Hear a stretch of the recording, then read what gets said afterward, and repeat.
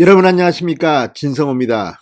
문재인 대통령이 박범계 법무부 장관 후보자에 대한 이 청문 요청안을 냈습니다. 자, 25일까지는 이 추미애 장관 후임으로 박범계 장관이 될 수 있을지가 확정됩니다. 그런데 문제는 시간이 흐를수록 박범계 후보자, 박범계 의원이 양파 껍질 벗겨져 있어 문제들이 드러나고 있다는 겁니다. 자, 지금 지난 지방선거 때 공천 헌금 의혹에 지금 휩싸이고 있습니다. 본인은 무혐의 처리됐지만 이 측근들이 공천 헌금을 실제로 받아서 구속된 사례도 드러났고, 또 그 과정에서 대전 지방 방송사들과 권언 유착 의혹도 나오고 있습니다. 이런 가운데 방금 전 조선일보는 이 대전판 센트럴파크 공약을 내기 전에 바로 옆에 아파트를 샀다는 그런 의혹도 제기하고 있습니다. 이거 뭐 계속 터지고 있습니다. 그런데 그 중에서도 논란이 되고 있는 것은 바로 이 폭행과 관련된 겁니다. 자, 지금 문재인 정권 사람들은 왜 유독 이런 논란이 많은지, 지금 법무부 차관 이용구도 택시기사 폭행 때문에 지금 논란의 중심에 서 있습니다. 그런데 박범계 의원은 고등학교 때 이 폭행 사태로 자퇴한 그런 경력도 있고, 또 고시생들을 폭언했다는 이런 논란에 휩싸여 있습니다. 지금 고시생들이 사과하지 않으면 고소하겠다고 지금 벼르고 있습니다. 자, 이런 가운데 정말 히트다, 히트, 이렇게 생각할 수 있는 야당 의원의 발언이 나왔습니다. 박대출 의원이 이 박범계 장관 후보자의 사퇴를 촉구하면서 글을 하나 올렸는데 정말 속이 다 통쾌합니다. 폭행과 관련된 겁니다. 자, 박대출 의원, 저도 친구로 옛날에는 기자 시절에 친구이기도 했지만, 이 박대출 의원의 이 글을 보면 정말 문재인 정권은 왜 이런 사람을 장관으로 굳이 임명하려고 하는지, 그만큼 인물이 없는지, 아니면 반대로 이런 사람이니까 장관을 시키려는 건지 정말 어이가 없습니다. 자, 장관, 폭행, 차관, 폭행, 왜 이 정권은 이런 사람들만 이렇게 고위공직자가 될 수 있습니까? 진성호의 융단 폭격 시작합니다. 박범계 법무부 장관 후보자를 융단 폭격합니다. 방송에 앞서 아직 진성호 방송에 구독자가 아니신 분들은 붉은색 구독 버튼 눌러주십시오. 더 좋은 방송으로 보답하겠습니다.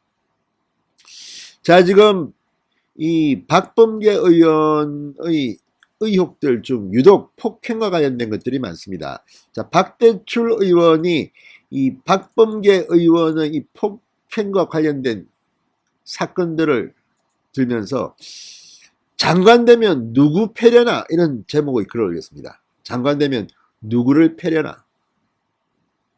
자, 제목도 무시무시하지만 내용도 아주 압권입니다. 이 글을 보면 박범계 의원, 박범계 후보자는 정말 치가 떨리겠습니다.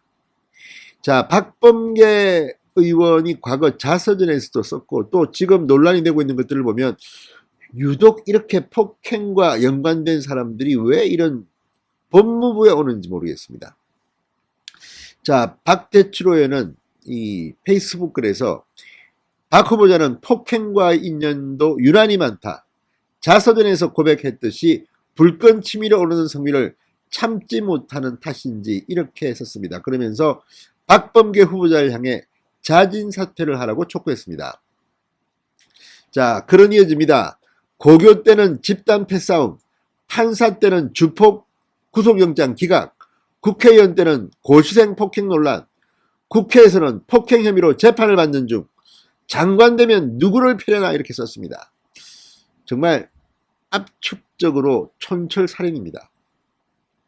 박범계 후보자는 이렇게 폭행과 유난히 인연이 많습니다. 자, 박 후보자 서울 강남고등학교를 재학했는데 당시 집단 패싸움에 휘말려서 학교를 자퇴했습니다. 그리고 검정고시로 연세대학교에 진학했다고 합니다. 자, 박 후보자는 자서전에서 당시 갈매기 조나단이라는 음성 서클에 가입했는데 폭행 서클 이름이 갈매기 조나단이랍니다. 자, 서클 친구가 다른 서클 친구에게 몰매를 맞고자 집단 패싸움을 벌였고, 이 일로 학교로부터 퇴학을 강요받아 자퇴를 선택했다고 썼습니다. 고시생 폭행은 얼마 전에도 전해드렸지만 지난 2016년 11월입니다. 사법시험 폐지를 막아달라며 박 후보자의 오피스텔을 찾아온 고시생의 멱살을 잡고 욕설을 냈다는 의혹입니다. 박 후보자는 이 의혹에 대해서 오히려 내가 폭행당할 뻔했다고 해명했습니다. 늦은 밤이었고 위협을 느꼈다는 겁니다. 그렇지만 당시 주민등록증을 모자를 벗어라 사진을 찍고 욕설을 하고 아무튼 굉장히 강압적인 일을 했다고 고시생들은 주장하고 있습니다. 이 문제는 지금 진실게임에 빠져 있습니다. 그렇지만 누가 봐도 국회의원과 고시생들, 학생들이었다고 합니다. 나이도 30대인데 욕설, 폭언에 피해, 치료를 받아야 된다고 할 만큼 뭔가 폭행이 오간 것으로 보입니다. 자, 사법시험 존치를 위한 고시생 모임이 오늘 입장문을 냈습니다. 이 고시생 폭행 논란과 관련해서 박범계 후보자는 추악한 거짓말로 고시생들에게 씻을 수 없는 모욕을 준 것에 대해 사과하라. 그렇지 않을 경우 박 후보자를 고소하겠다고 밝혔습니다.